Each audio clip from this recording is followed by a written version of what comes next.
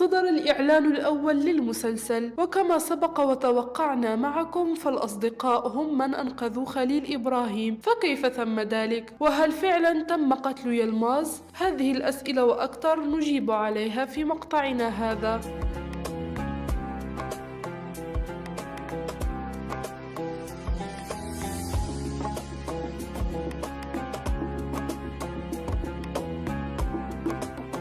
الإعلان الأول للحلقة 14 من مسلسل الحب لا حدود جاء بسيط، غالب الأمر أنه من بداية الحلقة فيه فقط عودة الأصدقاء بخليل إبراهيم إلى المنزل بعد إنقاذه، وهو ما سبق وقلناه في المقطع الماضي، فقد كانوا يتربصون عند ميدان القرية منتظرين قدوم يلماز ليعلق خليل إبراهيم، فقد سبق وهددهم بذلك سواء كان حيا أو ميتا، وعندما وجدوه حيا أنقذوه بعد مباغتة يلماز ورجاله بالرصاص، وهو الذي لم يكن متوقعا لذلك فلاذ بالفرار وأنقذ الأصدقاء خليل إبراهيم. فغالب الظن أن يلماز لم يصبه مكروه، وإن كان لابد من ذلك ففقط يكون قد أصيب إصابة خفيفة لن تؤذيه. أما المشهد الآخر فكان من منزل آسية على وجبة الإفطار، وهو ما يبين أن المشهد في الصباح الموالي لإنقاذ